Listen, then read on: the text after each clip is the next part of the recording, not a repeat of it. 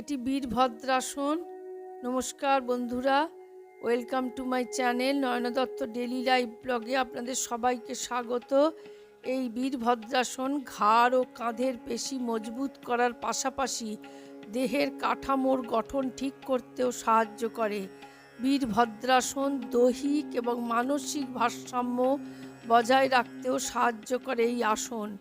বুক, কোমর এবং পায়ের স্ট্রেচ করতেও অভ্যাস করতে পারেন কিন্তু এই আসন। অনিদ্রায় যারা ভুগছেন, যে সমস্যা যদি থাকে কারুর, তাহলে নিয়ম করে এই আসন করতে পারেন। শরীরে রক্ত চলাচল বৃদ্ধি করতে সাহায্য করে এই বীরভদ্রাসন। এছাড়াও রক্ত চলাচল ছাড়াও পেটের মেদ কমাতেও সাহায্য করে কিন্তু বীরভদ্রাসন। 20 সেকেন্ড করে নিয়মিত অভ্যাস করুন।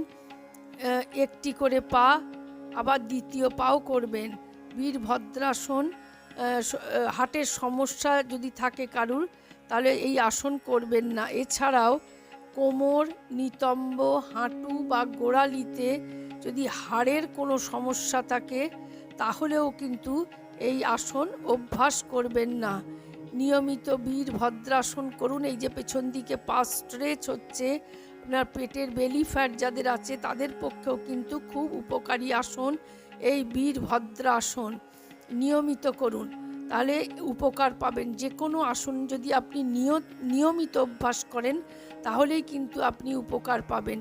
একদিন করলে কিন্তু আপনারা উপকার পাবেন না। শ্বাস নিতে নিতে হাত ওপরে তোলা, শ্বাস ছাড়তে ছাড়তে হাত নিচে নামানো, শ্বাস নিতে ইনহেল এক্সেল, এইভাবে অভ্যাস করুন। শ্বাস নিতেই হবে, নাহলে কোনো ব্যায়ামের উপকারিতা পাওয়া যায় না।